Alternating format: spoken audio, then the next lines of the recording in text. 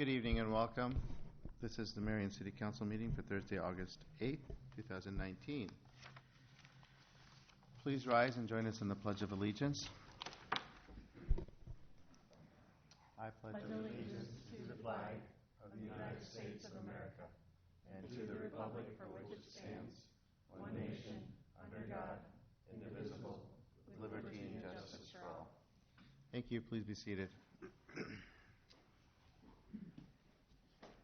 We have the roll call, please. Mr. Draper?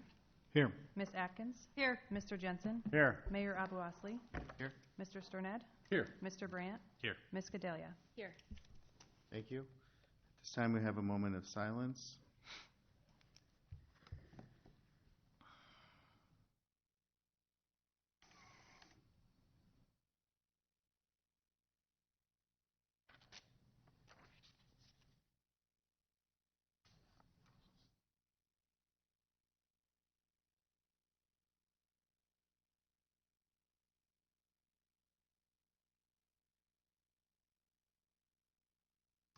Okay. Thank you.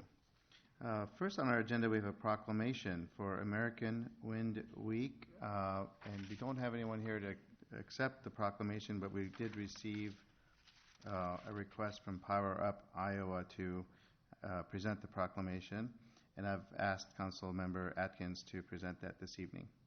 Okay.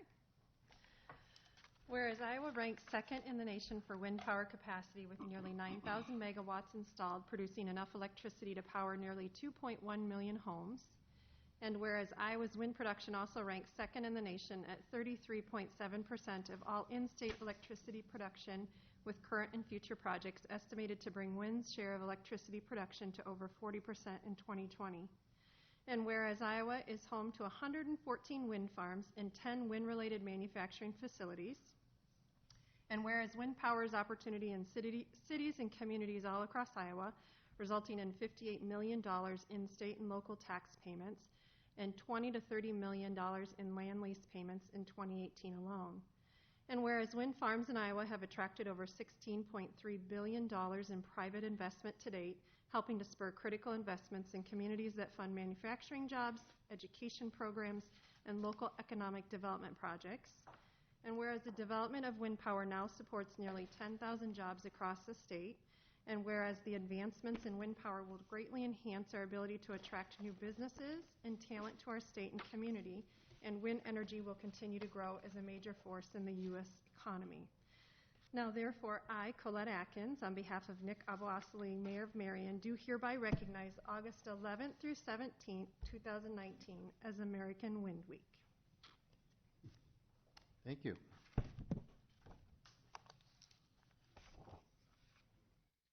Okay, next on our agenda, we have a presentation by Stephanie Phillips.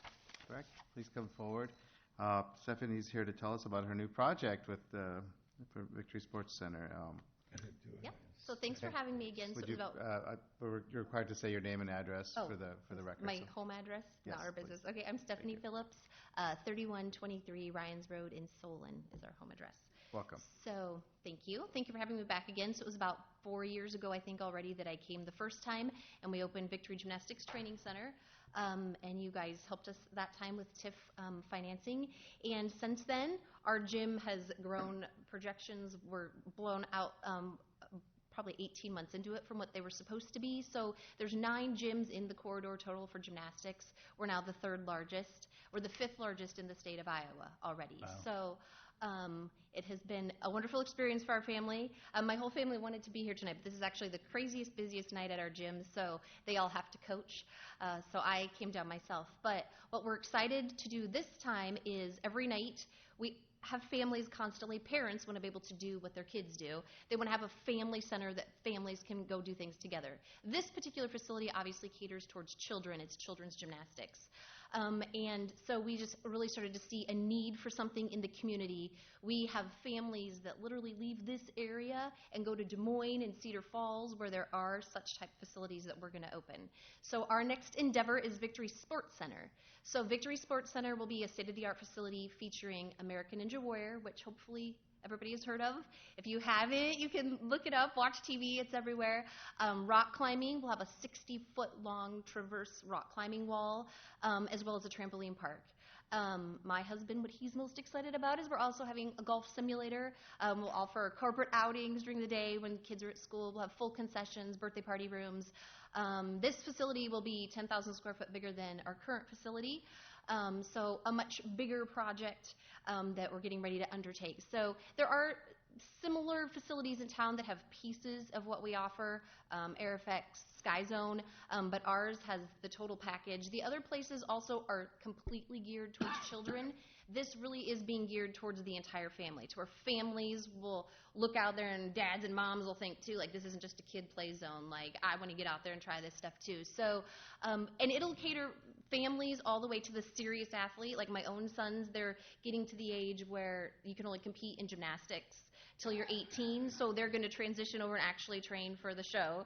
And there's competitions constantly, so people all over not just the American Ninja Warrior show, but all over the country, there's constantly competitions that people travel to, and they need a place to train.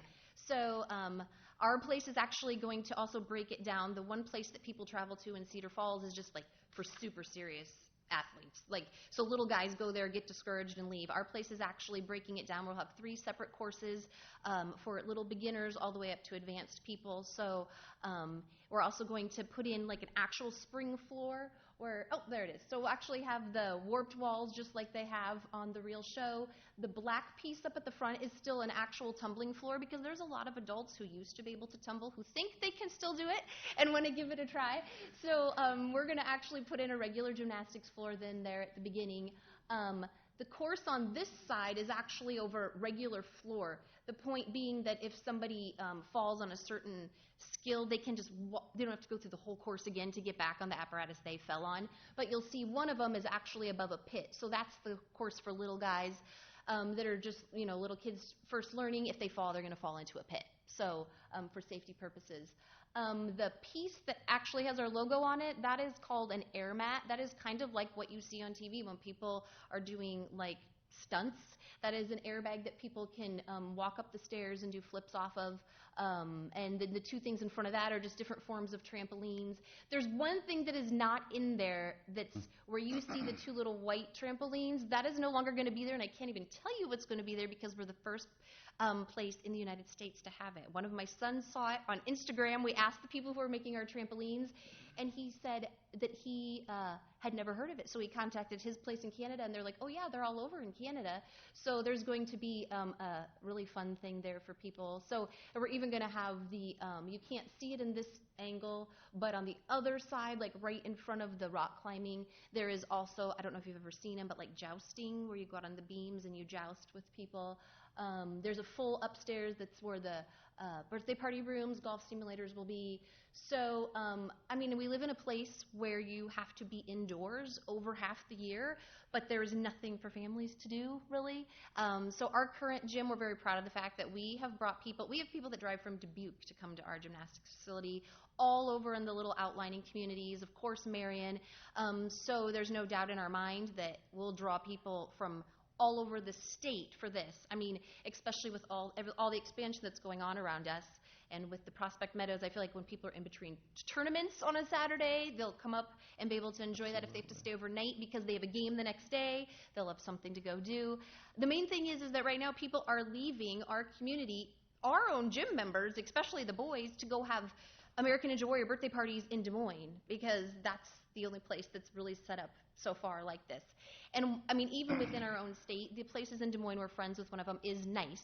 And we always say we don't mean to sound arrogant, but if you've ever seen our normal gym, we pride ourselves in cleanliness, perfectionism, professionalism, and that's the same way this place will look. So we believe that we'll bring people from all over. The projections for a place like this, we've traveled all over, but we specifically traveled in the Midwest. People who have similar climate to us, stuck indoors a lot and stuff. And like they say, on a busy holiday weekend, you can expect anywhere from 2,000 to 5,000 people. A normal just winter weekend, you'll have like 1,000 to 2,000 people through the door. So we're super excited about it, but this is a much bigger project that we're taking a bite out of. So that's why we're coming to you guys for assistance. We're ready to go. Like, our contractor wants to break ground in September yet, so we can open in the spring.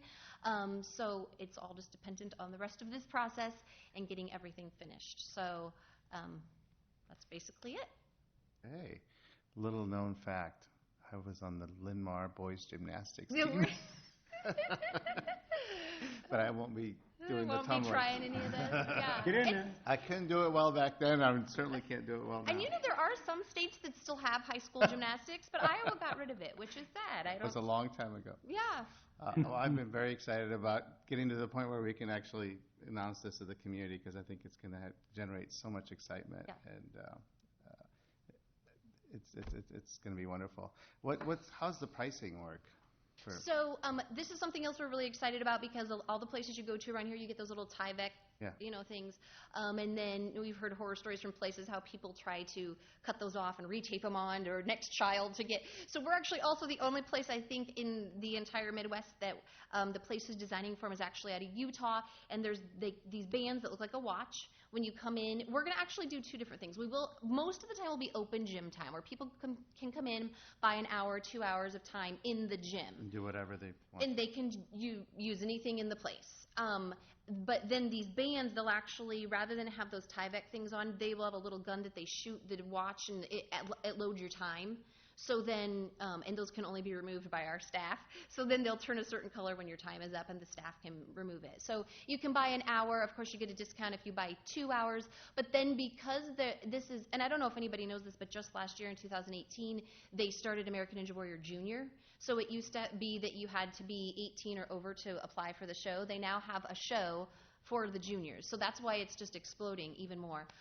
So because of that, we are asked constantly if we're going to have actual classes. So we are. So there'll be that portion of it where people come in as families, as individuals, buy time, work out in the gym. And then we'll, after we open, figure out the slower nights and then offer actual classes that will be taught. Two of our friends in Des Moines actually made the Vegas finals for the past 3 years. So they're going to come down during grand opening. One of them is actually going to come down a couple times a week and teach over a couple times a week and teach classes. So we'll have both options. Classes if you really want to train seriously, and then just to go in and have fun. So, yeah. Great. Other questions or comments? I got a quick comment. Yes, sir. So I love the show American Ninja Warrior. I watch it all the time, way past my capabilities. But I'm curious, when you say that name, is what you're going to offer in any way, shape, or form associated with the show, approved by the show, or are you using this as a description? I'm using of it as a description to help you guys. You are allowed to call it Ninja Warrior. You're not allowed to put the American in front of it. So when I'm saying it to you guys, most people, they need that description to hear it. But no, in our advertising and everything. Can't use that. No. We're actually, so our normal logo is this one. The other one, we're using the same one, except it'll say Sports Center. But then we also have kind of like a side logo that's that will go a different concept that will go right above the training courses themselves. Okay. And we're actually calling ours Victory Obstacle Challenge, so that it's a little bit different too. So that in the website and everything, you're allowed to say Ninja Warrior, but yeah, trademarks, you don't want to get in trouble with all that. So you just have a little bit different of a name. So yeah, that's exciting. Exciting project. Yep. Am I good? Any more questions? Questions? I think you're good. Okay, thank you guys. Thank you for coming. Thank you. Any questions for the staff on that, or it's just, I guess we'll get to that on the agenda. So, or was there something you wanted to? Okay. Perfect. At this time, we have a public forum for comments from anyone who's here on any topic that is listed on the agenda but not associated with a public hearing. If you have a comment regarding anything that's on the agenda for a public hearing this evening, there will be time at that time to make your comments. But if there's anything on the agenda which is not part of a public hearing, this would be the time to make comments, because generally the discussion during an official meeting is between the city council members, and they may ask questions of the staff, but there generally isn't an opportunity for the public to make comments on each individual item on the agenda unless it's a public hearing. So this is the time if anyone would like to come forward.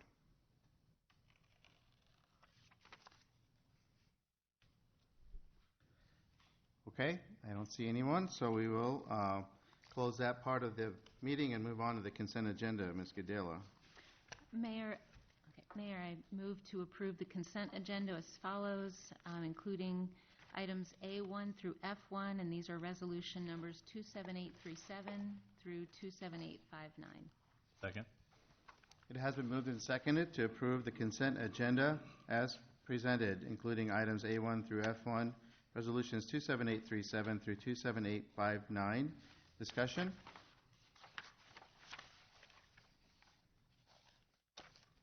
Okay. All those in favor of the motion, please say aye. Aye. All those opposed, please say no. Motion is approved. For the next section, I will turn over the gavel to Mayor Pro Tem. Mayor Pro Tem, I make a motion to approve the consent agenda with Mayor Abosley's abstention from voting and discussion, including A1 through F1, resolutions 27860 through 27868. Second? It has been moved and seconded to approve the consent agenda with Mayor Avalosli's abstention from voting and discussion for items including A1 through F1, resolutions 27860 through 27868. Discussion?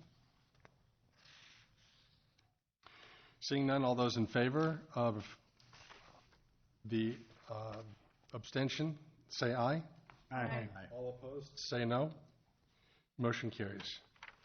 Thank you. I'll return the gavel over to the mayor. Mayor, I make a motion to approve the following hold harmless agreements. Private party on August 10th from 7 to 11 p.m. Renee Gedalia, 3476 Barnsley Circle. Second. It's been moved and seconded to approve the hold harmless agreement for 3476 Barnsley Circle. Discussion. I think it's all right. I thought about it a little bit. No biter. Okay. No discussion. All those in favor, please say aye. Aye. All those opposed, please say no. Mayor, I'd like to abstain. Okay, we have one abstention. The motion is approved. Mr. Net. Mayor, I move to approve resolution number 27869, approving legal services agreements with City Attorney Kara Bullerman and Assistant City Attorney Ryan P. Tang for the period of July 1, 2019 through June 30th, 2020. Second. Did you mean 2019? I'll repeat it again. July 1st of 2019 through June 30th of 2020. And just to want to second that? Okay. It's been moved and seconded to approve resolution number 27869, approving the legal services agreement with the City Attorney Kara Bullerman and Assistant City Attorney Ryan P. Tang for the period July 1st, 2019 through June 30th, 2020. Discussion. Okay, all those in favor of resolution 27869, please say aye.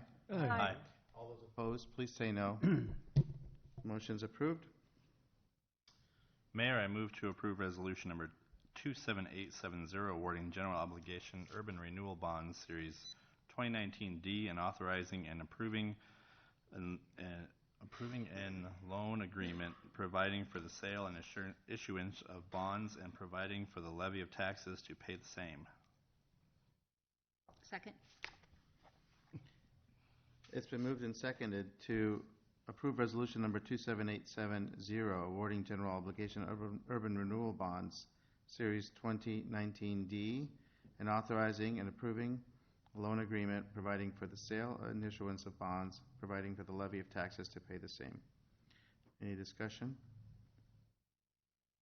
We do have Tiana Pooler here from Independent Public Advisors to give a presentation on this item, and I did also want to mention that I did put a tabulation of the bids at each of your... Thank you. That's very helpful. Welcome back. Thank you. It's nice good to to see see you. you again. Thank you for having me. You should have a tabulation for the bids for this issue. This is the 2019 D issue, sold for the purpose of funding the YMCA contribution. This is an 18-year term. The bonds were rated AA1 once again. Your last deal, so I think I picked the 2019 A just for comparison. The TIC was 2.81, This issue has a TIC of 2.25, which is about 11 basis points lower than where we projected this issue to be. So this interest savings was about 70,000 less than what we expected. We incorporate this into the long-term CIP and are looking at ways to make sure that that's reflected when you do your levy analysis. And so this particular structure reflects some analysis that I've been working with staff on. And so that little bit of interest savings only helps that picture. There were 4 bids. The lowest bidder was Robert W. Baird, and they always have a very big syndicate. But the interest on your bonds actually covers 17 states and 35 banks. So Robert W. Baird bid at 2.24. They were quite a bit lower than the other bids that came after that, with Piper Jaffray, Morgan Stanley, and SWBC. The bonds were originally offered at $6,410,000, but there was a little bit of premium received, and so it was reduced, understanding that you really only need to receive that $6.3 million. So there are some notes at the bottom that will tell you what the purchase price and some of these statistics that are up in the top change a little bit when you change the par amount. So, but that is all I have prepared. I would be happy to answer any more questions that you would have, though. Questions? Just a terrific rate. Yeah, especially the way the market was. Okay. Well, thank you. And with that, I would recommend that you award the bonds to R.W. Baird. Thank you. Appreciate it. Okay, any further discussion? Questions? Questions for the staff? None? Okay. Then we'll vote. All those in favor of resolution number 27870, please say aye. Aye. All those opposed, please say no. The motion is approved. Your Honor, I move to approve resolution number 27871, approving final capital contribution payment to the YMCA of the Cedar Rapids metropolitan area in the amount of $6,300,000. Second. It's been moved and seconded to approve resolution number 27871, approving the final capital contribution payment to YMCA of the Cedar Rapids metropolitan area in the amount of $6,300,000. Discussion. Yes, sir. Based on the conversation and discussion we had on Tuesday, were we going to add wording to this that this would be that the award of this payment to the YMCA was going to be subject to them providing documentation of their final financing? Your Honor, Yes, ma'am. that is actually included in the wording of the resolution at this point in So I time. was just looking at the resolution here. Oh, okay, I did not read that. Thank you. Very good. I would like to see them consider it. Steve, you go to some meetings, dropping Cedar Rapids and calling it the YMCA metropolitan area. And, you know, we're a big part of this in the amount of money we've paid. And I object a little bit to Cedar Rapids being named and not Marion. Well, Metropolitan area is what it is, and that's what I think it should be called. right. So I think the organization is the YMCA of the Cedar Rapids metropolitan area. That's not necessarily the name of this facility. That's yet to be determined. That's what we're voting for, though. No, but I think that they have told us that that will be It's called the Marion YMCA. It'll be the Marion YMCA. You know, they'll work with the All city right, so that I it's just, the name of YMCA and the city of Marion are both in the name. That's the legal name. Their legal organization is YMCA of Cedar Rapids metropolitan area, and that's who we have the agreement with, and that's who's doing this project. But that doesn't mean this facility will have that name. okay, Okay. You happy? I'm happy. Okay. Yes, Ms. Gadela. Yeah, I had a question about the disbursement. Maybe I'm just a little confused because I know that Tuesday when Leanne explained it, it was that we were approving it and then it would be, I think, the beginning of September, and we've made it contingent upon the bank loan. Do we have the capability of splitting it in half to the degree that half of that money they can get up front, but then the other half is held until other money comes in? Or I don't know how involved we can be in that, or is the, this amount of money all up front? I'm concerned a little bit because if you recall, last summer and fall, I was wanting to see their fundraising numbers. And we got to see a glimpse of that, which kind of pulled me over the fence of supporting it. But honestly, in the last 8 months, I haven't heard of any fundraising going on, et cetera. And maybe it is, but I would love to be able to see some numbers and feel a little bit better about the other contributions building toward this. And I just, based on how it looks and what I feel like, it seems that we're the biggest contributor, and I'm just curious where the other money is. I think Mayor Pro Tem Sternad has a thought about that that might help with your concern. I'll just interject in here. I've been doing some research here today, and I reached out to the city staff on this as well too. I as well share some concerns and want to see the project move forward. And as we've witnessed some of our other projects with larger contributions and asks and so forth, part of what I'm going to tell you here is I'm going to request that we amend this so that we distribute these on a reimbursement basis based on invoices. This is very similar with Popularity, and we did this with the hotel. But what it does is it gives us as a city the opportunity to kind of hold these funds and allow this money to move through as the building phase processes through. One of the questions that I had was the contingencies of the pledges that were made, and if there were any pledges that would incur any concerns or hesitations if the city moved forward with this. I was advised that there would be none, and basically the pledges were more concerned with, do we have the proceeds? Well, with the action that we're taking here tonight to move forward with the bonds, obviously that does secure the money. So that doesn't answer your question, but I think we're in the same vein of moving forward with the project. So with that, Your Honor, I would like to make a motion to amend this to read that the final distribution or the one-time payment be moved to reimbursed on a basis based on invoices, if that's something that we're interested in doing. But that'll be my motion. Can I ask a question about that? Well, wait. First of all, is there a second? There's no point if there's no second. I'll second so you can discuss it. Okay, so it's been moved and seconded to amend the motion so that the final capital contribution payment to the YMCA project be made in progress payments according to invoices or in payment of invoices. So that's the motion for amendment, and then you have a discussion item. My question is, that could still be, so the invoices come in for the first $6,300,000.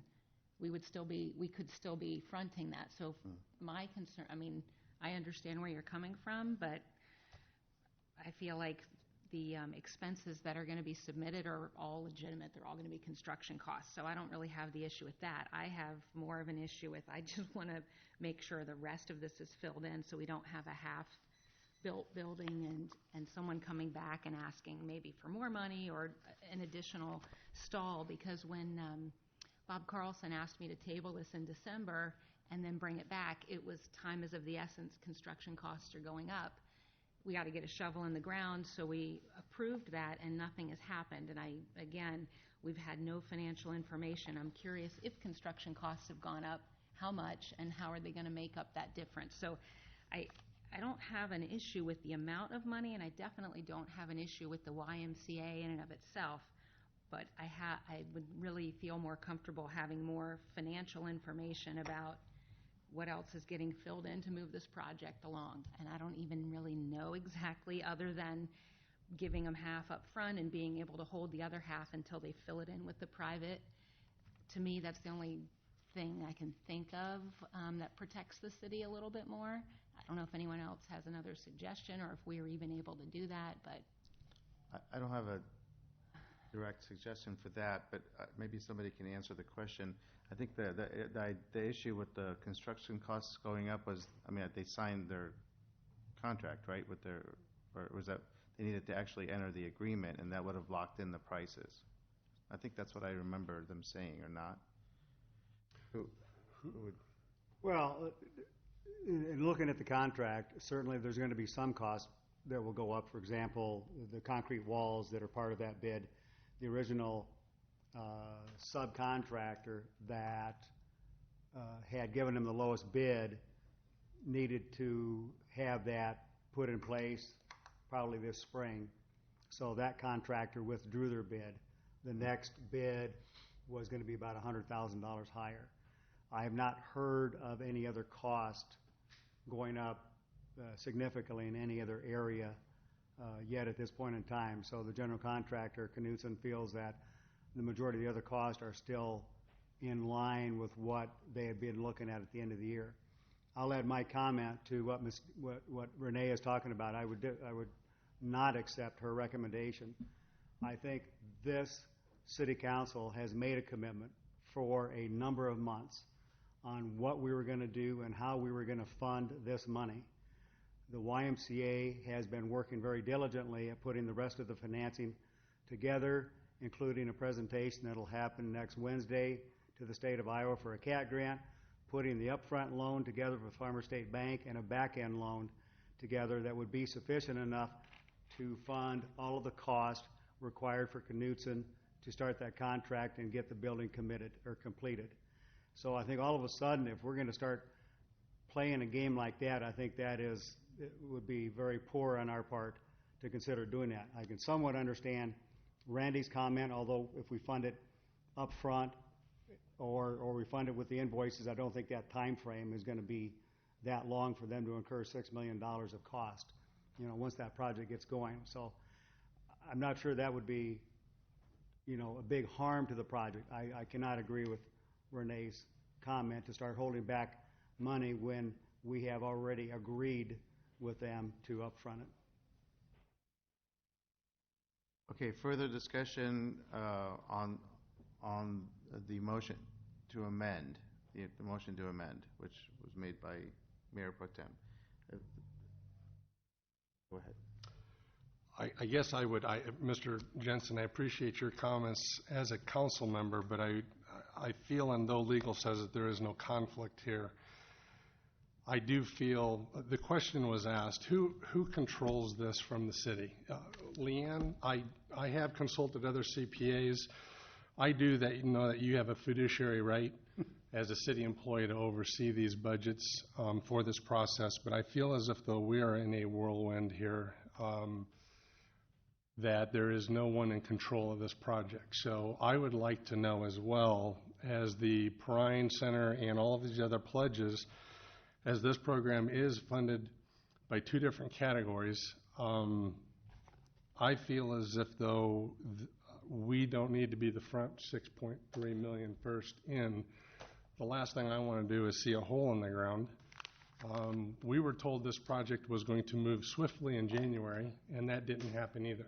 So here sits a construction trailer. Time is now 8 months and ticking. We still have no shovel in the ground. So there is reservations and reserves as to us fronting this front money. And the city's already been through this process. We don't want to do it again. So I think it is a valid question as to where our proceeds go, if it's in the front half, back half, where we sit in this, because I feel as it's our money that's going to be the first shovel in the ground, and when it's gone, I want to make sure the rest of this project goes completed. We have no capability of putting a lien on this property as a municipality, so there's nothing protecting the city to make sure that this project gets off the ground and the citizens get a completed project. Well, I believe the resolution already calls for the YMCA to provide documentation for the rest of the financing, which the city, Lon and Leanne, can verify would be the appropriate amount of financing to cover the cost of the project. So I'm not sure exactly what role you want the city to play. We're not going to be out there guiding shovels and telling people what to do. So I think our role was to support them to a financial point, and I think we're doing that. So I'm not looking at increasing our role. I don't know if Leanne or Lon have anything to add just to inform this discussion. If Yeah, there's anything. the idea of having it be subject to proof of financing for the construction project was to ensure that the YMCA had adequate financing available to complete the construction of the project. So, that piece will be there. We'll know that once they start construction, that they'll be able to proceed through and complete it. When I'd had conversations in the past about the financing piece of it, if they're submitting and paying off of invoices and they're not incurring additional charges because they're using a line of credit or something like that, I don't see that it's going to have a negative impact on their bottom line. If we were going to hold half of our proceeds and they were going to have to wait until the project was up, they're going to have to finance that somehow. So that will increase the overall cost of the project. That's one of the reasons why we brought our dollars forward into one capital contribution. Doing it as progress payments, as Mr. Sternad brought up, where they're submitting their invoices on an ongoing basis, we'll be able to see construction, we'll be able to see what they're ordering and know that the project is going to proceed towards completion. Once we see the proof of financing from the banks will have some controls in place for what happens if the project takes a turn for the worse, and we can visit with them to find out what controls they have in place for it. What we have to be very careful with is exerting too much control over a project like this, because if we get down into that level of detail, it will make it subject to public bidding, and then we lose the ability to move forward at the speed at which they're going to be able to move with their construction management company. That's kind of that line that we can't cross. So the lender has controls and oversight. I think that's probably the kind of thing that people would like to see. The lender is filling that role, and they're making sure that their money is. And that's how we worked everything with the hotel project. Leanne put a process together to make sure that we were having invoices submitted. We knew what the costs were going into the hotel, and we could verify that through our observations on construction. So we made contributions towards that project over time. I want to, Steve, what's happening next week? I didn't quite understand. Or They are applying for a grant from Vision Iowa. Okay. That grant. And so their presentation, they've been invited to come and make a presentation to the board of Vision Iowa, so that would hopefully lead to an award of a grant. And the application, the amount they're applying for is $500,000, and Vision Iowa always likes to be kind of the last money in. So they like to see all the other financing already put in place, enough money to do the project, and then they want to kind of come in and be a last money in on a project like this. My experience as a business owner has always been that I remember one year I gave the school district $2,000 for a playground equipment on a grade school. Before I know it, I had replaced playground equipment on 5 grade schools. So I would like to know that this is an end gate. I don't want a year from now to come and say, boy, we could open up if we had another $5,000 to fill a swimming pool with water. I like to see, I'm for it, but I like to see this be our final. That's a lot of money we're giving, and certainly more than anything. And I wish them the very best with the future on the thing. Okay, other discussion? Yes, ma'am. Yeah, well, so I don't want to increase the cost, as Lon said that this would do, because it's already a lot. I fully support the Y. I've committed to the 6.3. I'm not trying to take it back. So I will support this resolution here, but I just want to be clear that I will not support any additional money for the Y, because we've got the library and the fire station and the public works facility and a lot of other projects. So I'm just cautiously optimistic then that there's a shovel in the ground soon. Your Honor. Yes, ma'am. On February 7th, Council also approved a resolution, resolution number 27461, approving, sorry, what? Oh, 451, sorry. approving this as a lump sum payment. That's in both the title and the body of that resolution. So if you were to change that, we would also need to rescind that resolution. So the matter on the floor now is this amendment, which is, that would contradict the lump sum payment, is what you're saying? Correct. Okay. And does anybody see any issues with doing that? I mean, are there any unintended consequences if people feel that this proposal for the amendment is the way to go? Do you see any unintended consequences for that? Sir? I think the unintended consequences is that the YMCA has been negotiating in good faith with the banks based upon the commitment by the city to make a lump sum payment of $6.3 million. So the Y and the banks have been negotiating and have agreements that are being put in place based upon that commitment. And I believe the city just needs to follow through on that commitment. Other discussion on the amendment? Yes, Paul? No, Oh, I just think in my own mind, Steve, you're saying everything that's happened, if it does happen, we're moving forward. You know, that's okay. Other discussion on the amendment?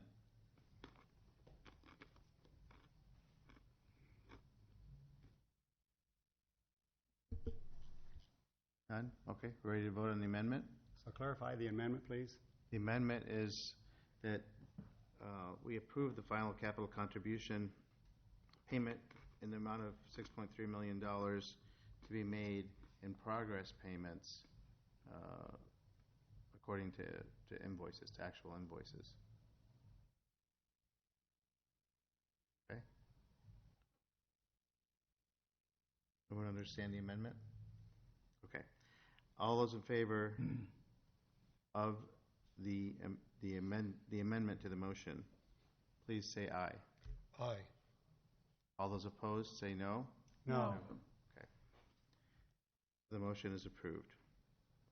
Is Not denied. I'm sorry. The motion is not approved, and so the resolution stands as presented in the agenda, which is the one-time lump sum payment of $6.3 million. Any further discussion on that resolution? Okay. All those in favor of resolution number 27871, please say aye. Aye. All those opposed, say no. No. We have one no, and the motion is approved. Ms. Atkins. Mayor, I make a motion to approve resolution number 27872 relating to financing of proposed project to be undertaken by City of Marion, Iowa, establishing compliance with reimbursement bond regulations under the Internal Revenue Code, Irish Drive Extension, and traffic signals. Second? It's been moved and seconded to approve resolution number 27872 relating to financing of proposed project to be undertaken by the City of Marion, establishing compliance with reimbursement bonds regulations under the Internal Revenue Code. Discussion. All those in favor of resolution 27872, please say aye. Aye. All those opposed, say no. Okay, the motion is approved. Mr. Jensen? Mayor, I move to approve resolution number 27873, approving a memorandum of understanding, MOU, regarding tax increment financing, TIF, incentives for What Do You Want, Inc., doing business as Tommaso's Pizza. Second. It's been moved and seconded to approve resolution number 27873, approving the memorandum of understanding regarding tax increment financing incentives for What Do You Want, Inc., doing business as Tommaso's Pizza. Discussion. Okay, all those in favor of resolution 27873, please say aye. Aye. All those opposed, say no. Motion has been approved. Mayor, I move to approve receiving and filing an application for tax increment financing assistance for Victory Sports Center Incorporated. Second. It has been moved and seconded to receive and file an application for tax increment financing assistance from Victory Sports Center, Inc. This is in relation to the presentation we heard at the beginning of the meeting. Discussion? All those in favor of the motion to receive and file the application, please say aye. Aye. All those opposed, say no. Motion's been approved. Mayor, I move to direct staff to draft a memorandum of understanding with Victory Sports Center, Inc. regarding tax increment financing incentives. Second? It's been moved and seconded to direct staff to draft a memorandum of understanding with Victory Sports Center, Inc. regarding tax increment financing incentives. Discussion? Okay. All those in favor of the motion, please say aye. Aye. All those opposed, say no. Motion is approved. At this time, we have a public hearing regarding the precast concrete package associated with the public service maintenance facility. Public hearing is now open, and may we have a recap on that? Thank you.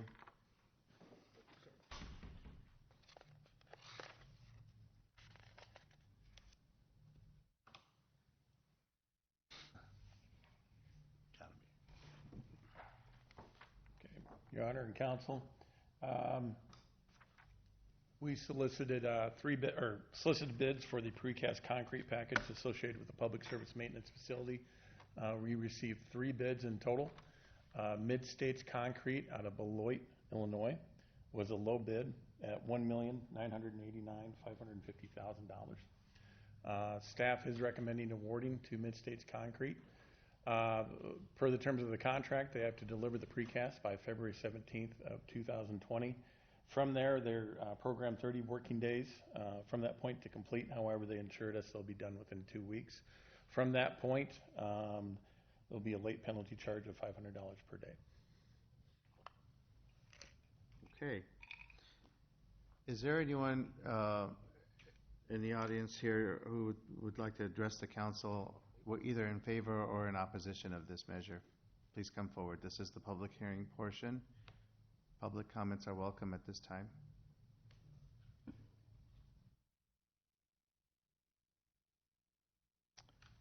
Okay, I see that there's no one coming forward. Have there been any comments made outside of the meeting, outside of the public hearing, to staff on this matter? We've not received anything. Thank you. Then we'll close the public hearing.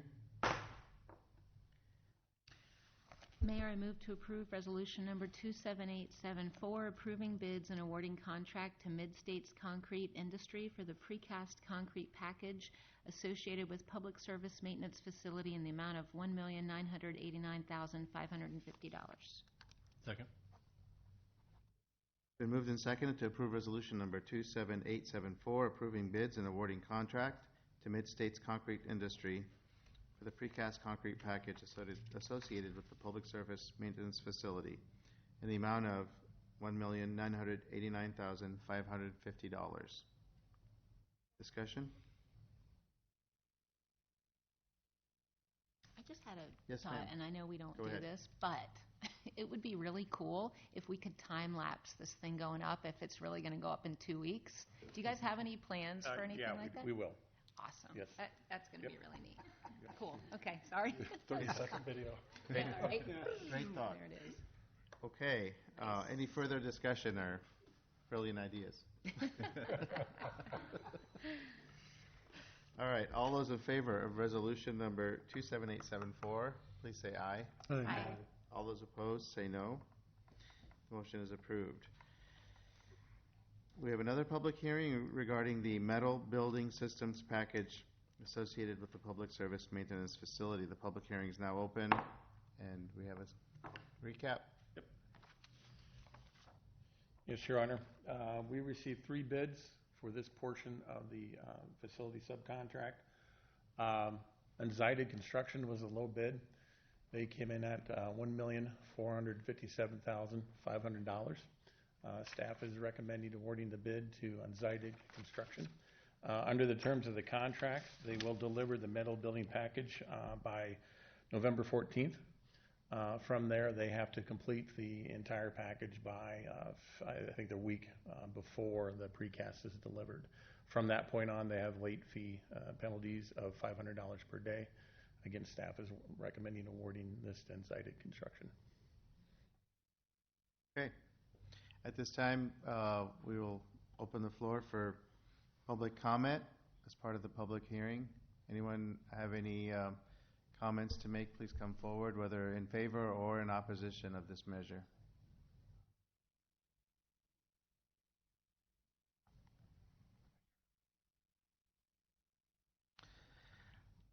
Okay. I don't see anyone. Have we received any comments outside of the public hearing? None through my office. Ryan? None? Okay. We'll close the public hearing.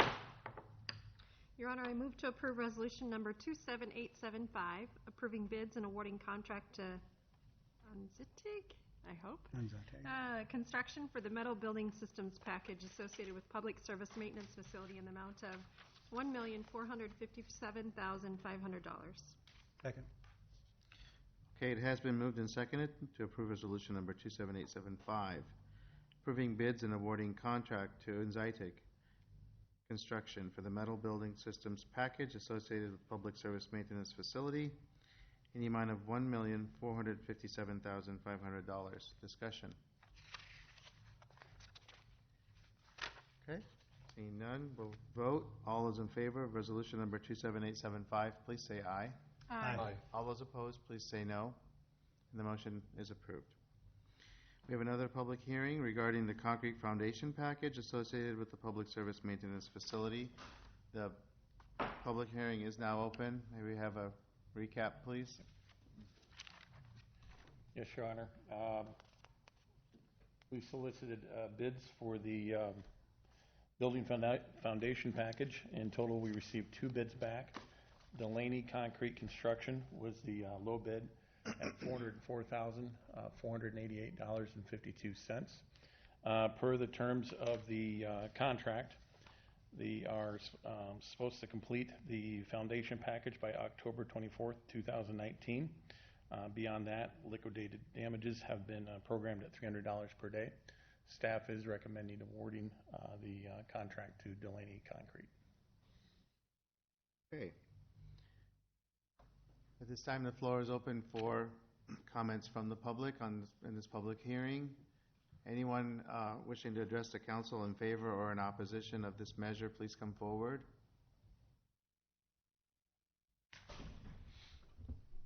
Okay.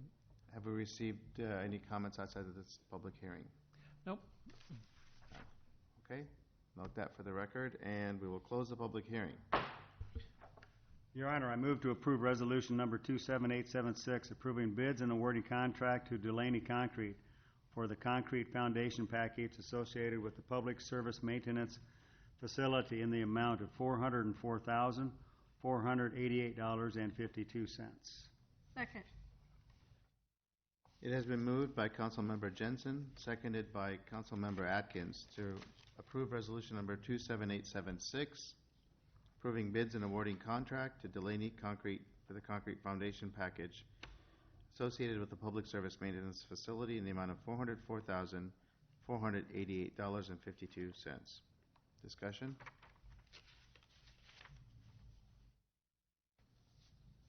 Okay. We'll vote. All those in favor of resolution 27876, please say aye. Aye. All those opposed, please say no. The motion is approved. At this time, we have a discussion regarding Fire Station 1 and Headquarters project. I see the chief coming up, so. Yes, Your Honor. Deb Crable, Fire Chief, Marion Fire Department. In case anybody didn't know, but for all our listeners out there. Good evening. Good evening. I am excited. We can tell. Can you tell? Yeah. If you'll notice on my very first slide, the new fire station and headquarters has an address. And The address I am actually excited about also, because I believe that history not only teaches us things, but it also is a source of our pride and our tradition. So I'm going to go the Councilman Paul Draper route, and I just want to quick tell you why this address is so important to me and our fire department. Following the great potato famine in Ireland during the 18th century, many Irish immigrated to the United States of America, bringing their traditions with them. Work for these immigrants was often very difficult to find. Factories and shops displayed signs that read NINA, N-I-N-A, meaning no Irish need apply. The only jobs they could get were the civil service jobs that were dirty, dangerous, or both. Firefighters and police officers. Jobs that no one else wanted. Both of these careers were considered undesirable due to low pay, few benefits, and poor working conditions. The Irish gladly accepted these careers because it was a way to become a part of a mainstream America, and it was a way to give back to their new country. The Irish transformed the job of night watchman and fire watch into the organized police and fire departments we see today. Gradually, the Irish started many of the traditions that are still in existence today. The Irish American police officers and firefighters would march in full uniform at various parades across the United States, including the St. Patrick's Day Parade. They were very proud of their Irish heritage and equally proud of being a police officer or a firefighter. Now being a police officer or firefighter is a badge of honor and respect. Today, both professions continue to march in parades in full dress uniform to show their pride as part of this great country and serve as positive role models to the next generation of all nationalists. We have come a long way from Nina days, so be responsible and be thankful for that Irish heritage. So I thought you might find that interesting. So the address means a lot to me. But why I am here tonight, of course, is to give you an update on the station. There's been lots of questions asked. There's been rumors. There's been everything else, and I apologize for that. I actually stand here tonight feeling like it's really going to happen. Before tonight, I didn't know. There was so much happening all at once, and now I'm feeling so much better. So it's an honor to be in front of you tonight. I just want to emphasize that I want you to realize that this whole project is a team effort. It's a team effort the whole way. It's myself and my deputy chief, Jason Hansen. He plays a big role in my building committee on the fire department, which is consists of our firefighters. They play a big role in figuring out how we can make this station efficient and effective and be the best it can be. But there's also other members of this project that are very, very, very important. And I never really realized until recently. I'm a fire chief. I am trained in firefighting and leadership modeling and things like that. I am not an engineer. I am not a project manager for construction. I am not any of those things. And when it was put upon me to build this new station, I found out I don't know anything about that. So I thought, I got to build a team. So I want to publicly thank Juan Placon for allowing me to choose a project manager for this to help me with the areas that I don't understand. So I know how to build a fire station, but I don't know all the hoops I got to go through to get there. And luckily, I have two people that are very important on that team. And I just want to tell you who they are right now. Mike Barkalow, the engineer, he's taken on a lot of this and it's kind of guiding me through the hoops that you got to go through when you have a big project like this. And Amal Altair, she's my project manager. She does the numbers. So this is going to be a lot easier for us all. I still have 50-some firefighters to take care of.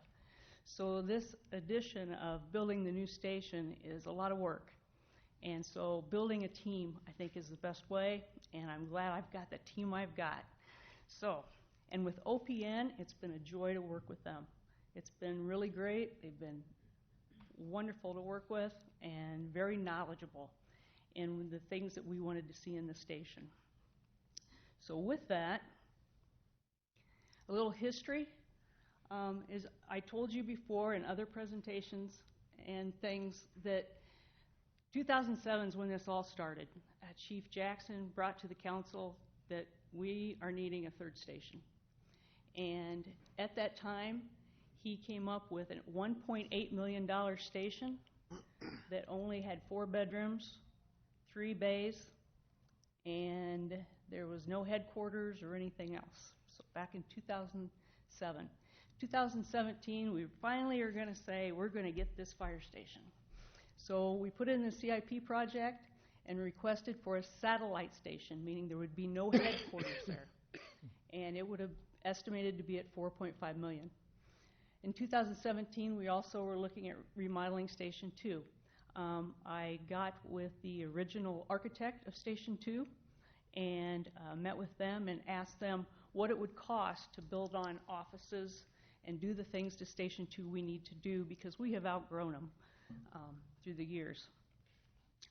They gave me the total of $1.8 million at that time, and they told me it would be very hard to build onto that building because of the architecture, and that would be a lot of cost. So they said you would actually be better off maybe to build another building, a separate building, or build onto a building you plan on building. So here we are with the new station on Irish Drive and putting the headquarters there.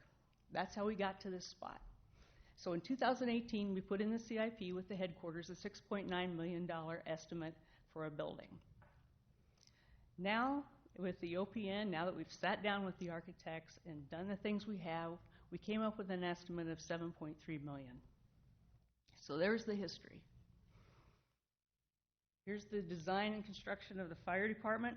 The actual project involves the design and construction of a new fire station and headquarters. The site acquisition, the site improvements, they're separated out. So the whole purpose of all of this, as we've said before, is the population and geographic growth, which we all know. That was proven by the deployment study in 2015 by the Commission on Public Service Excellence and the service area coverage mapping by our great GIS expert, Amal, showing where our response times were over 4 minutes in many parts of the city. So we knew we had to move on getting the new station. What kind of station? I told you before in my presentations how important it was that we follow the city plans.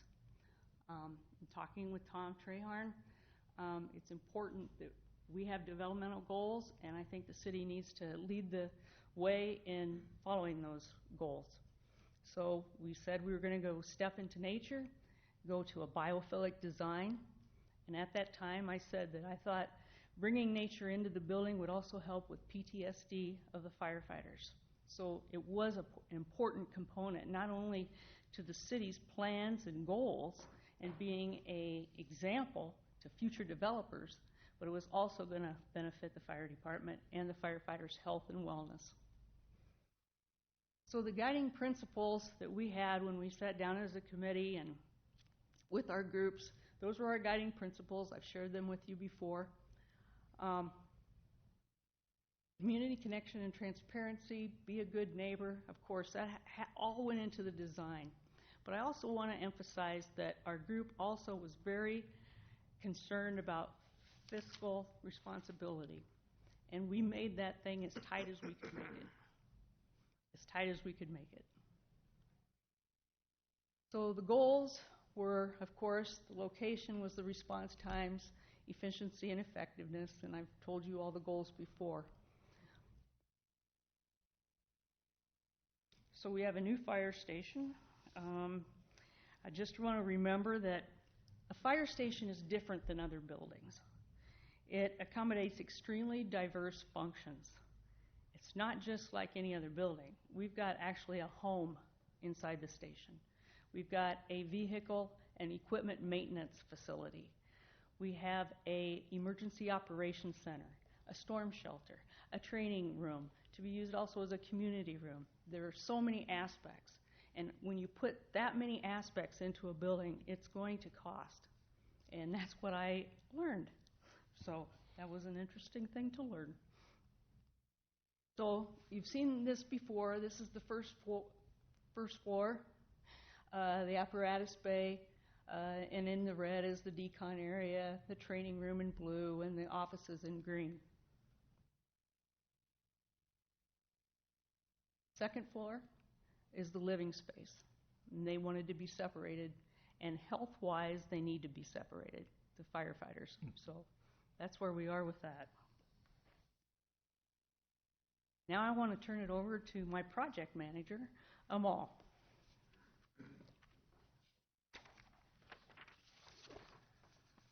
Good evening, everyone. Quickly, I just wanted to walk you through our timeline for the project. I want to start with mentioning that we contracted OPN in April, and at that time, they had an estimate for this project about 7.3. And they came back with schematic design, presented to you here their design. Estimate was still 7.3. We got the geotechnical report back where we found out that we have site drainage issues. We found out that this site has a high water table that we need to prep, and we need to adjust our foundation design to suit the site. We met with OPN regarding the cost of the project and how the site condition would impact the project cost. We came to realize that geo piers would be the cost-effective option for the type of soil, and we tried to cut back on cost. We realized the only way to do that is by cutting square footage, and that was not an option. As the design progressed, when we had in June 75% of the construction document done, we had a new estimate for the building, which was 7.4 million in cost. Right now, we're at 100% construction document. We have a bidding package ready to go, and we have a project schedule waiting your approval, but we are also asking for more resources. We want to do geothermal conductivity testing to size the heat exchange for the geothermal heating and cooling, and we all are also asking for contracting commissioning services.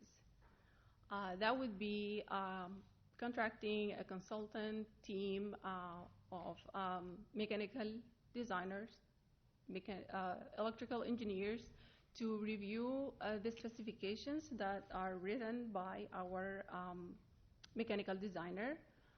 They're going to help us with reviewing submittals for vendors, and they're going to help us pick the appropriate vendor, and they are going to be on site also to do some testing and making sure all the systems are integrated. Systems covered would be heating, ventilation, air conditioning, and electrical controls, and fire alarm, interlock. They are also going to be monitoring those systems after we move in the building. They will come back to reassess 10 months after we are in to give us a report before warranties on those systems are up. If everything goes as planned, we will have a contractor on site September 2019, and we are expecting an occupancy October 1st of 2020. Okay. So when you said you're asking for additional resources, that's allocating more money than was originally budgeted, or what's the? Yes. Yes. Okay. And, oh, you're not finished? I'm not. Okay. I thought you were finished. Okay. Well, here So comes the details. This project is part of 6 components. Related to this project is the site acquisition itself, and I want to mention that this site is going to be shared with Parks and Water Department. And we have an Irish Drive, a signal and preemption, and we have a fire station. Right now we're sitting at 7.9 estimate for the cost, and we have a fiber extension. And that fiber extension is going to be extended to Parks and is going to be shared with IMON.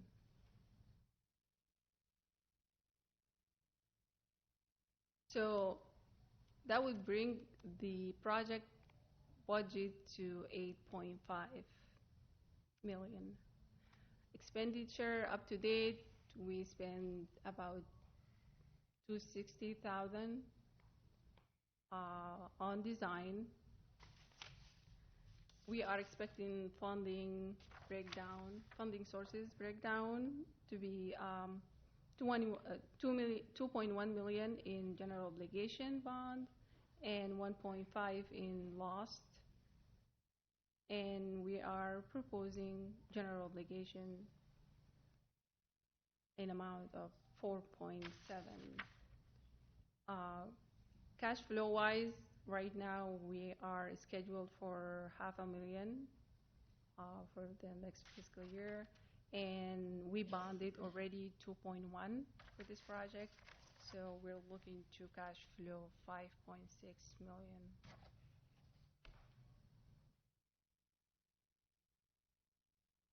This is expenditure, how it relates to the original estimate.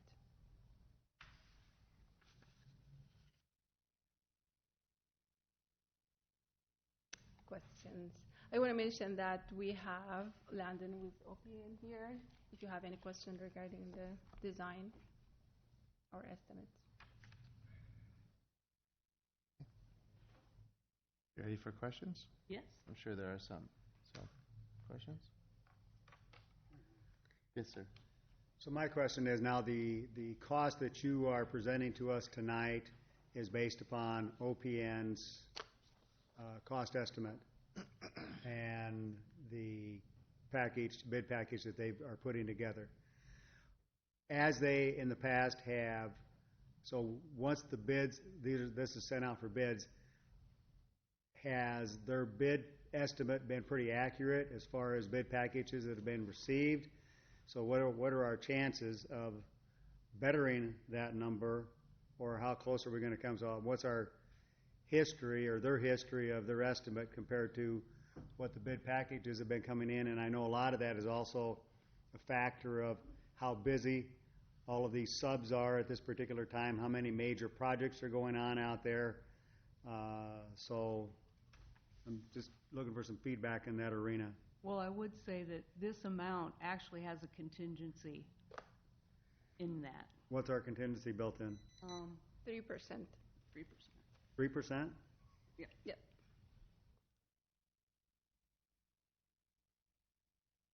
So you didn't answer my first question, though. Yep.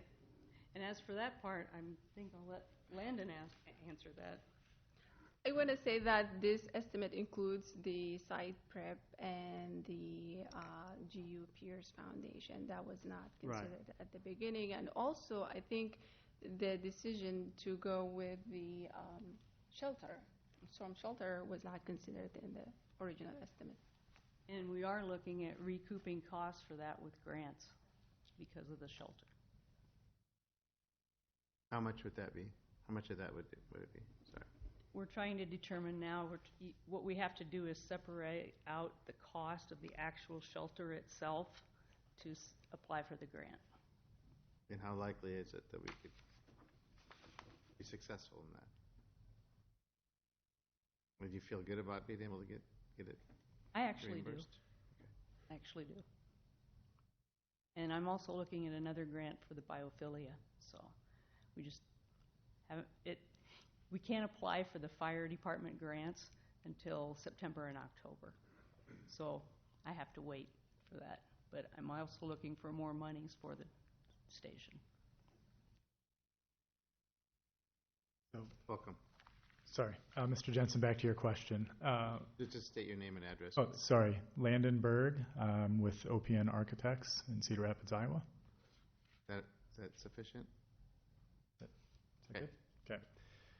So I don't have specific information on the success of our bids, but I can say that what I do know over the past couple of years is that we have been very successful in bidding. We engage with a professional cost estimator to do our cost estimation on bid projects like this, and that's all they do. So they are very in tune with the market. They're very in tune with where costs are coming in at the time that they prepare these estimates. So I feel very confident in the numbers that they've provided based on the level of detail that our documents have been provided to them. And there is a contingency. Now I'm suggesting it's 3%. I'm not 100% positive in what that contingency is now, but I believe it is right around 3% at this point. It has gone down as the level of detail of the drawings has increased and the cost estimates have progressed. Other discussion, comments? I do want to say, though, that Amal and I both were concerned about costs and everything. So we did have a heart-to-heart meeting with some of the OPN staff, the head of the OPN staff, on how we could maybe cut these costs. And what we were told was pretty much you'd have to cut the square footage. And we are already at the minimal. So I asked about different materials. Should we put different materials besides the glass? What should we do? What can we do to lower the cost? And it was minimal. So when you really looked at it. So I would say the only way to really, if we need to cut a lot of money, it would be the square footage. And I do want to add that today I found out, I don't know if you've seen it on the news yet, Des Moines is building Fire Station 11. And I spoke with the chief today, and it's going to be a 14,600 square foot building, which ours is 21,450 because we're putting the headquarters in. They're not having a headquarters. They're going to have 3 bays, just the station, at $8.3 million. That's $568 a square foot. Right now, we're at $369 per square foot.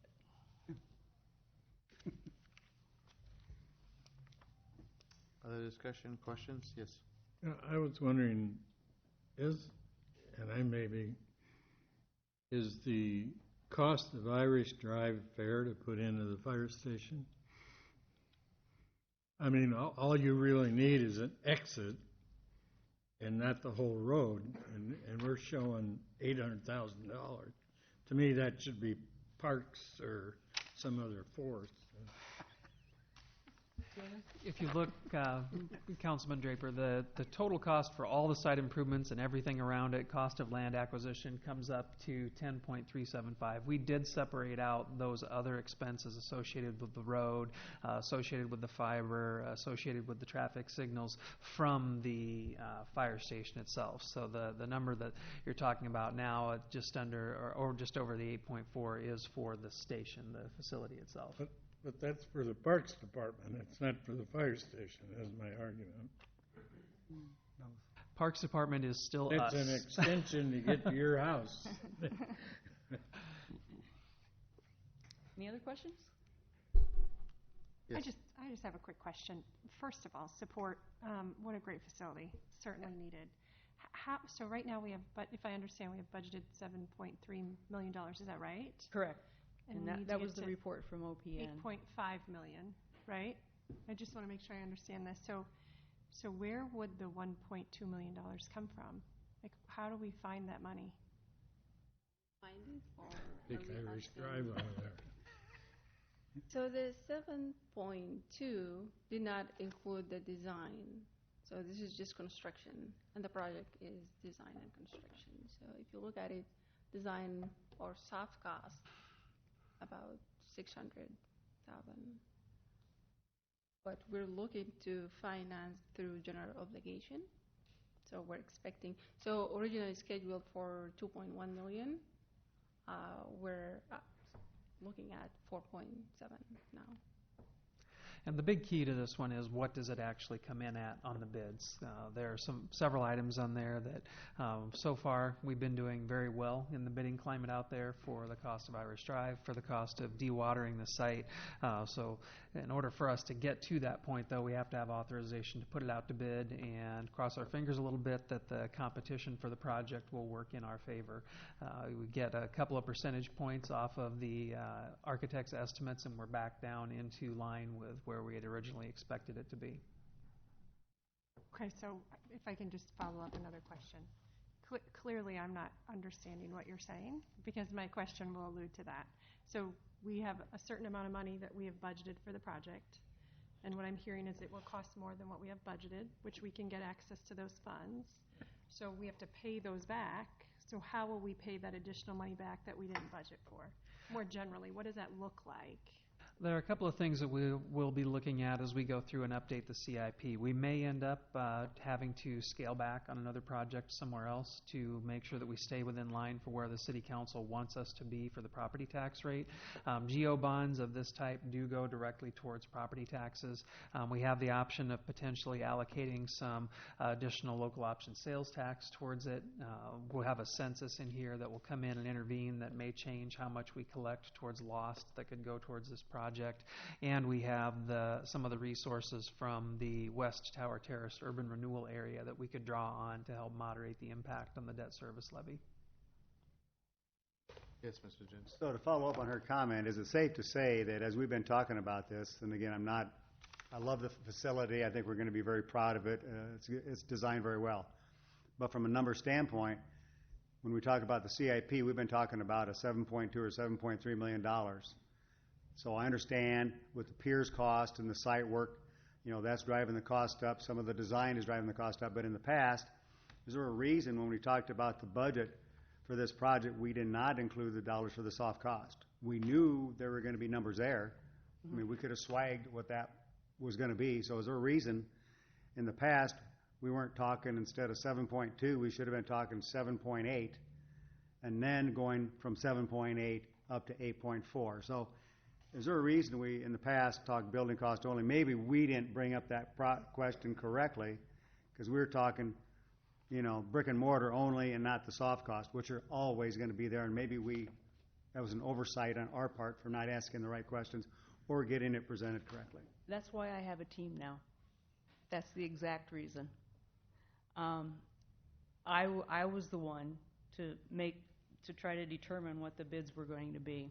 And what I went by was other fire stations. I went to conferences and estimate. Just shows you how to estimate. And I may have actually forgotten to put in the soft cost, or I'm not sure. So when this came out and about, I realized, I need some help here to do this project. So it may have been my omission. That's all I can tell you. I would have to believe so, because I know OPN well enough to know that they would have been communicating some figure from the very get-go on soft cost. And we also did the CIP prior to getting the estimate. Oh, all right. Before we contracted OPN, we have... Before they were involved? Yes. All right. Fair enough. Because I know they would be given that number very early in the context of the project, and I'm sure they've done that. All right. Thank you for that clarification. I think also when we did the estimate at the beginning, it was just for the satellite. station.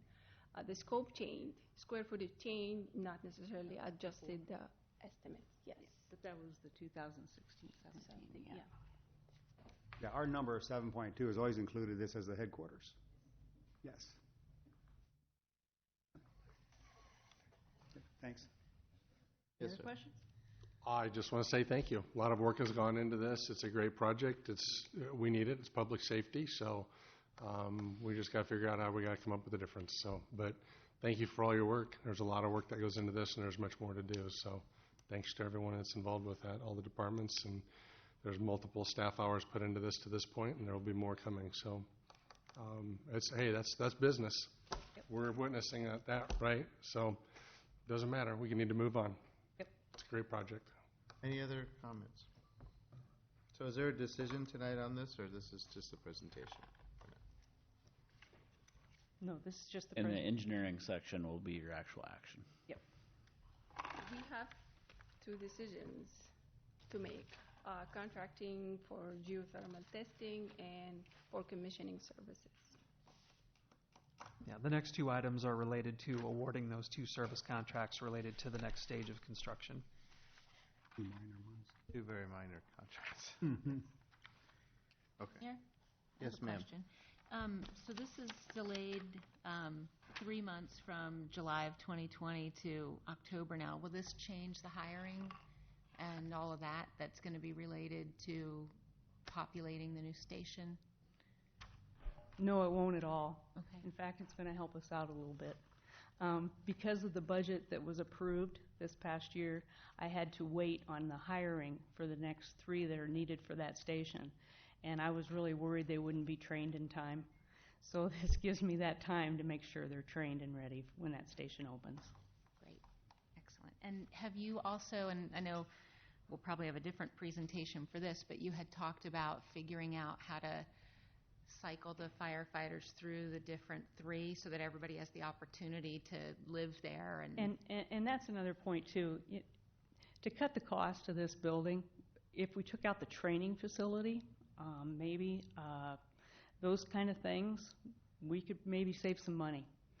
The issue is that training costs over the years. When I have to send them to the training, the travel costs, those all add up. Also, when I have to call in overtime so that they can go train wherever we can find a place to train. Having them within the station saves the city so much money over the years that it's almost a wash. Yeah. Okay. Thank you. Any other comments? Okay. Thank you. All right, proceed. Mayor, I move to approve resolution number 27877, accepting bids and awarding contract to System Works LLC regarding the commissioning services associated with 2019 Marion Fire Station project in the amount of $28,860. Second. It has been moved and seconded to approve resolution number 27877, accepting bids and awarding contract to System Works LLC regarding the commissioning services associated with 2019 Marion Fire Station project in the amount of $28,860. Discussion? All those in favor say aye. Aye. Aye. All those opposed say no. Motion is approved. Mayor, I move to approve resolution number 27878, accepting bids and awarding contract to QC Geothermal Incorporated regarding geothermal conductivity testing associated with the 2019 fire station project in the amount of $11,900. It's been moved and oh, I'm sorry, there's no second yet. Second. It's been moved and seconded to approve resolution number 27878, accepting bids and awarding contract to QC Geothermal, Inc. for the geothermal conductivity testing associated with the 2019 fire station project in the amount of $11,900. Discussion. All those in favor say aye. Aye. Aye. All those opposed say no. Motion is approved. Your Honor, I move to approve resolution number 27879, accepting the designation of natural area, Lot B, at Bridge Creek, First Edition. Second. Okay, it's been moved and seconded to approve Resolution 27879, accepting Lot B, Bridge Creek First Edition as a designated natural area. Discussion? Yes. Yes, ma'am? I think we had a good discussion about this Tuesday, and while I understand this is the policy and we're not trying to change that on this particular item, I think most of us expressed the desire to have that discussion, and we didn't really put a time frame on when that could be. So when can we expect to have this on in the agenda? Would it be 2 weeks? Would it be a month, 2 months, just so that it doesn't fall through the cracks? There's a lot going on. We'll have to take a look and see what we have coming up for the agenda, and then we can get you a calendar on it. We can let you know with the memo for the next council meeting when we could expect to bring it back. Thank you. Other discussion on the matter that's on the floor? All those in favor of resolution number 27879, say aye. Aye. All those opposed, say no. Motion is approved. Your Honor, I move to approve ordinance number 19-22 relating to the removal of signs and sign posts in Uptown Marion. This is second consideration. Second? Okay, it's been moved and seconded to approve the second consideration of ordinance number 19-22 relating to the removal of signs and signposts in Uptown Marion. Discussion. Okay. All those in favor of ordinance number 19-22 say aye. Aye. All those opposed say no. Motion is approved. Mayor, I make a motion to suspend the rules and proceed to final consideration of ordinance number 19-22. Second. It's been moved and seconded to suspend the rules and proceed to final consideration of ordinance number 19-22. Discussion? I guess I don't see this as a matter that people are going to object to. I mean, those signs are faded and blank, and they need to be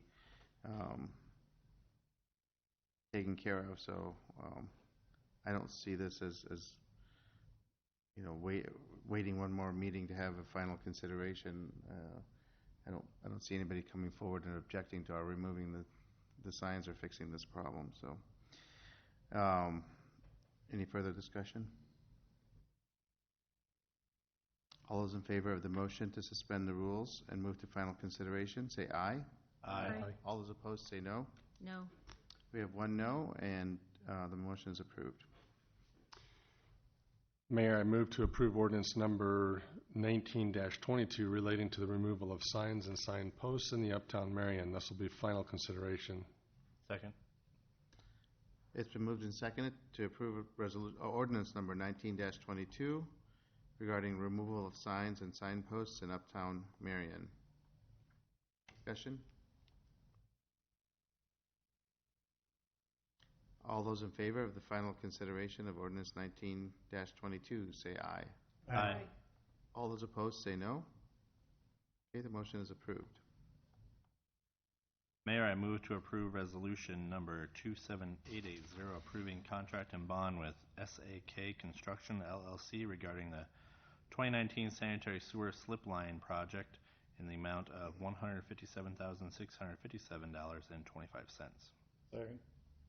It's been moved and seconded to approve resolution number 27880 approving the contract and bond with SAK Construction LLC for the 2019 sanitary sewer slip lining project in the amount of $157,657.25. Discussion? All those in favor of resolution number 27880, resolution 27880, please say aye. Aye. All those opposed, please say no. Motion is approved. Your Honor, I move to approve the project calendar regarding the 2019 HMA resurfacing project as follows, and this includes resolutions 27881 through 27883. Second. Okay, it's been moved and seconded to approve the proposed project calendar regarding 2019 HMA resurfacing project, including resolutions 27881 through 27883. Discussion? All those in favor of the motion, please say aye. Aye. All those opposed, say no. Motion is approved. Your Honor, I move to receive, file, and concur with the TAC report regarding additional signage, speed transition area, and police enforcement at the intersection of Albernette Road and Echo Hill and to the north. Sue and Rick Schulte, 5901 Rock Ridge Drive. Second. Okay, it's been moved and seconded to receive, file, and concur with the Traffic Advisory Committee report regarding additional signage, speed transition area, and police enforcement at the intersection of Albernette Road and Echo Hill and to the north. Discussion. All those in favor of the motion, say aye. Aye. All those opposed, say no. Motion is approved. Mayor, I move to approve resolution number 27884, approving change order number 3 with Price Industrial Electric regarding the Highway 13 and Hennessy Parkway traffic signal and turn lane improvements project regarding the addition of a portable dynamic message signs in the amount of $4,400. Second. Okay. It's been moved and seconded to approve resolution number 27884, approving change order number 3 with Price Industrial Electric regarding Highway 13 and Hennessy Parkway traffic signal and turn lane improvements project for the addition of a portable dynamic message sign in the amount of $4,400. Discussion. Okay. All those in favor of the motion say aye. Aye. All those opposed say no. Motion is approved. For the next 3 items, I will turn over the gavel to Mayor Pro Tem. Mayor Pro Tem, I move to approve resolution number 27885, approving a development agreement with Robson Homes, Inc., Joe Robson, President, regarding the 35th Avenue and Learning Lane PCC paving project. Second. It has been moved and seconded to approve resolution number 27885, approving a development agreement with Robson Homes Incorporated, Joe Robson, President, regarding the 35th Avenue and Learning Lane PCC paving project. Discussion. Seeing none, all those in favor say aye. Aye. All opposed, say no. And abstain. Motion passes, and we have 1 abstention, please. Thank you. Next item is going to be a public hearing regarding the 2019 Marion Fire Station site subdrain package. Is there anything that's going to be needed for a brief overview on this before we open the public hearing? I'll just give a quick staff report. Please do. So as we did the Terracon report out there, we found out that the site was not ideal. So this is a package to actually install some drain tile to start draining the site prior to the actual fire station bid package. So as part of this project, we did solicit bids. We received 5. The low bid was from Abode Construction, which got the Irish Drive, so it makes sense as they're the contractor that's already out there. So we're recommending approval of the contract with Abode, $66,100. It's a late start date of 8/24/19, 30 working days, and $300 per day in liquidated damages. Very good. Thank you. At this time, I'll open the public hearing. Anybody who would like to address the council in favor of this particular item, please do so. Seeing none, anybody who would like to come in opposition or has more questions about this item, please come forward. Seeing none, I'll close the public hearing. Ms. Gadelia? Yes, Your Honor. I move to approve resolution number 27886, accepting bids and awarding contract to Abode Construction, Inc. regarding the 2019 Marion Fire Station site subdrain package in the amount of $66,100. Second. It has been moved and seconded to approve resolution number 27886, accepting bids and awarding contract to Abode Construction, Incorporated regarding the 2019 Marion Fire Station site subdrain package in the amount of $66,100. Discussion. And have we had any public items come forward? We haven't received any comments through my office. Okay. Thank you. Seeing that there's no discussion, all those in favor of resolution number 27886 signify by saying aye. Aye. All opposed, say no. Motion passes with 1 abstention. At this time, I'll turn the gavel back over to the mayor. Thank you. Your Honor, I move to approve project calendar regarding the 2019 Marion Fire Station project, resolutions 27887 through 27889. Second.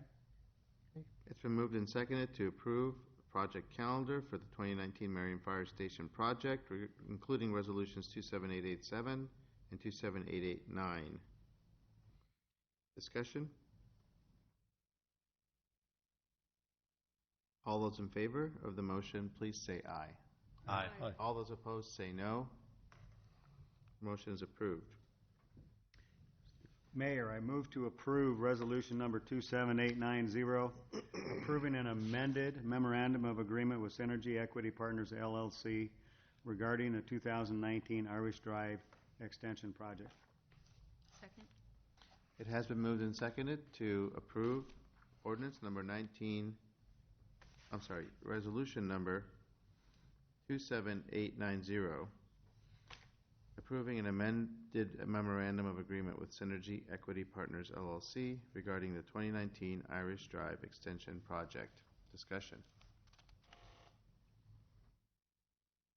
Okay, all those in favor of approving resolution number 27890, please say aye. Aye. All those opposed, say no. Motion is approved. Mayor, I move to approve ordinance number 19-21, approving the rezoning of property 01, office transitional to MR1, high-density multiple-family residential located at 1330 East Post Road, Marion, Iowa. One Research Center, final consideration. Second. Okay, it's been moved and seconded to approve the final consideration of ordinance number 19-21, approving the rezoning of property from O1 office transitional to MR2 high-density multifamily residential for the property at 1330 East Post Road. Discussion.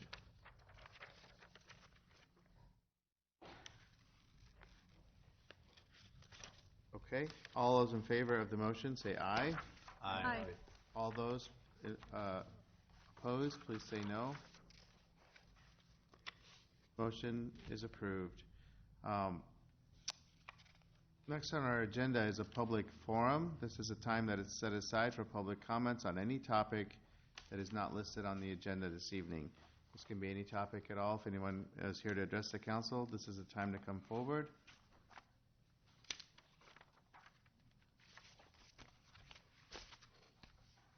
Okay, we will close that section of the meeting and move on to council discussion. We'll start with Ms. Gadela. Okay, I just have one thing tonight. Given the timing of everything, and we talk about making data-driven decisions and looking at reputable sources, I just want to go on the record saying that the Patriots have been predicted to win the Super Bowl again. They are playing in Detroit right now. They're up 7-0. I'm looking forward to the season, and so yeah, it's going to be a good one. It's going to be a good one. So It's just go Patriots. preseason. It's just preseason. I know, and we're already up, and we usually are behind the first few games. So Exactly. we'll see. It's going to be exciting. Go Patriots. Good luck. Patriots. Here we go. Thank you. Mr. Arnett? I'm sorry, Will. Sorry, On that Mr. note, Brandt. I'm recording the Packers game. They're playing right now, too, so I'm going to go home and watch that here in a little bit. But I'm sure everybody heard all the noise. So if you're needing something to do, go listen to some music when you're done. Uptown Get Down, the Thursdays in August. So I have no idea who's playing. But and then Saturday's Uptown Market. Anybody wants to go to that and get some fresh produce? I'm sure there'll be some good stuff. August is usually, I would say August is probably the best because you got a lot of sweet corn usually. So I think that's all I got. Okay. And I have nothing. Thank you. Okay. Steve? All right, I'll just announce that I'll be at the Springville Presbyterian Church Saturday morning.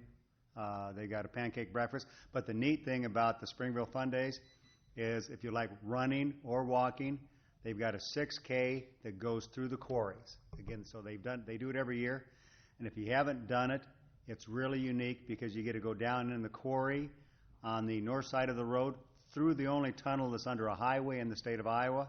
It's a huge tunnel. Come to the quarry on the other side of the road and then come back through.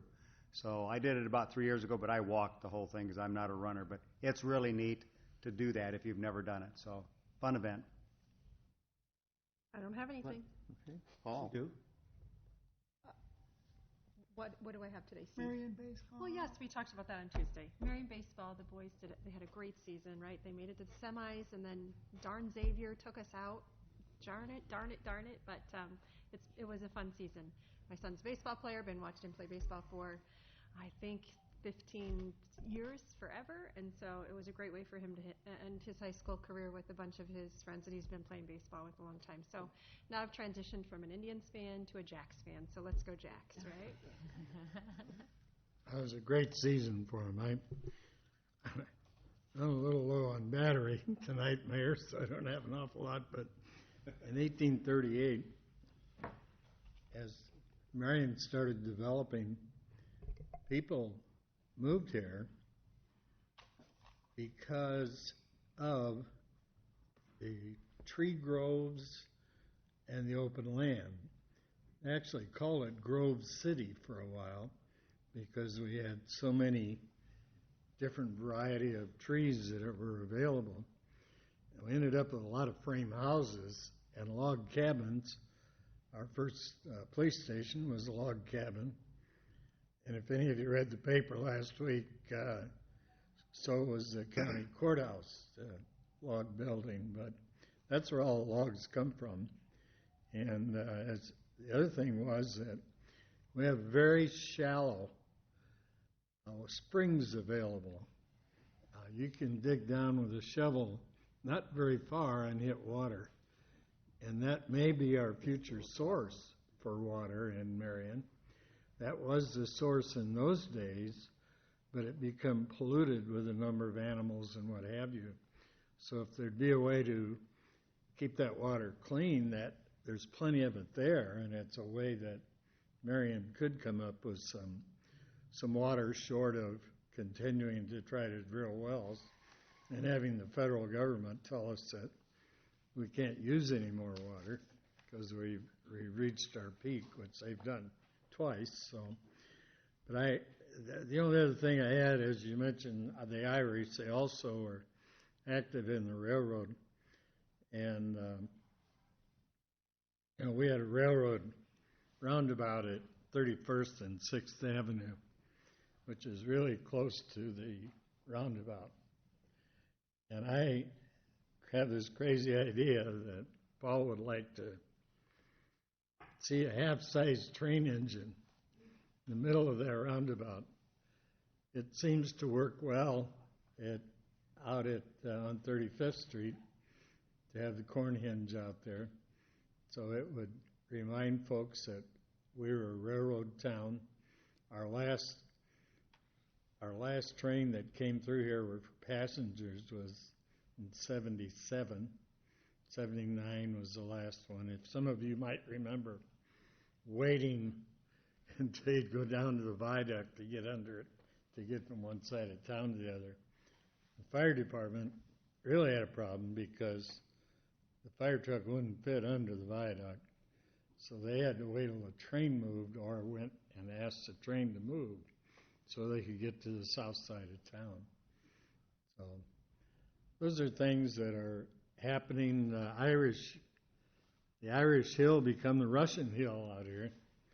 And that's where kids used to go and sled. And there's just so many things that are going on in the past that we can think about in the future. So that's all I have tonight, Mayor. Okay. For my part, I just want to explain, I know sometimes it seems like it's tedious that I repeat every motion word for word, and you think, why are we hearing it twice? Because sometimes the motion is made and the word is mispronounced or something's left, inadvertently left out or something, and we're creating a public record here. And so it's important that the motions are understood by people who are listening to the recordings, and it's important that they're understood by everybody that's voting and everybody that's out there, so it's absolutely clear what we're voting on and which motion and which resolution we're voting on. So besides being on the Linn-Mar boys gymnastics team, I was on the parliamentary procedures team. So I do have a little bit of experience in in running meetings, but yes, there was such a team. We did go to nationals. But my point is that it is important that we do have a good public record, and that's why I repeat all the motions word for word and make sure that everything's clear so everybody understands what we're voting on and the dollar amount to the cents and everything. So that's the reason for that. I have a couple of reaching higher commendations tonight. Leanne, I think, has done a great job in taking over the position of the finance director.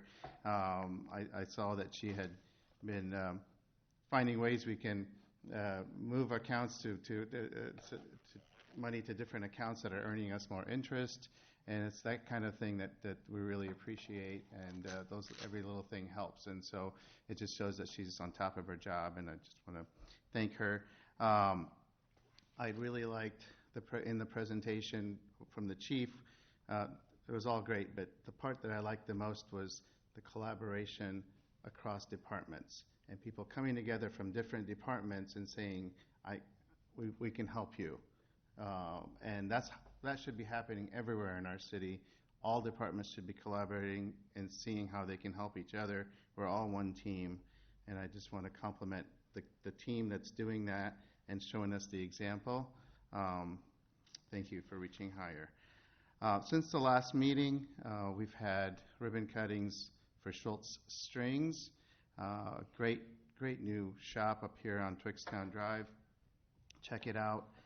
We had a groundbreaking for the Rotary project at Lau Park. Part of they're celebrating their 50th year is they're doing a project to commemorate the role of the Echo Hill Station in developing space communications. And they're going to have 2 satellite dishes in the area of the playground, and it's going to be interactive and informative. So that was a great groundbreaking that we did. Giving Tree Theater, with its new owners, had a ribbon cutting, and we handed out backpacks for Marion Cares the other day. The excitement and smiles on kids' faces when they got their new backpacks with all their school supplies is worth everything. It was a great afternoon. And I'm sure everyone's noticed there has been a huge uptick in community activities and concerts and things happening at Lau Park and in the alley. And it's just been a great summer in the city with free entertainment every time you turn around and good quality entertainment. And I've been hearing it in the community. It's noticed. People are seeing it. People are appreciating it. And it's just one more thing that adds to the quality of life and people's satisfaction with their life here. I want to commend everybody, the parks and Jessica and everyone who's worked on making these things happen. Amber, I don't know who else. I don't want to leave anybody out, but anyone who has anything to do with putting together these community events, done a phenomenal job, and it's been a very marked increase. It's very noticeable. Coming up, we have that moving of the houses. I hope everybody plans to be here for the party. That will be a big community event where there's no date yet, but it should be sometime in September. So just wait for that, and we need to all celebrate the city's role in preserving the historic houses and giving them new life in a new neighborhood. I think that is all I have. So, I do have one more thing. Over the last couple months or so, I can think of three times where residents had an issue, and rather than going to the city, whether to me or to city council members or the city staff, and discussing it and finding out what the problem is and how can we take care of it, they rush home and they put it on Facebook. And I just hope that we don't turn to that as a way of, I hope we don't become a community that's just waiting to call each other out on things, and that we can actually, in a well-meaning way, solve issues by discussing them and going to the source and seeing what the issue is, and why. And most of the time, there's a solution. It's not intentional. If there's something that's been, missed or somehow is not the way it should be, it's not intentional, and there's usually a solution. And I think, we need to all give each other the benefit of the doubt as a community and talk to each other. And if someone has an issue, come to the people that, are able to explain it, and maybe there's a misunderstanding, or maybe there is something that can be done about it. And then that's how we work together to solve issues and to make things right. So just want things to continue on a positive path. Our community has come a long ways in terms of working together and being positive. The entire region and state are noticing Marion, and we've reached a state where we do have great visibility and great respect in the region, and I want to see that continue on a positive track. And there's so many great things happening. We have so much to be proud of. So have a great week and weekend, and we will see everyone next time. Thank you.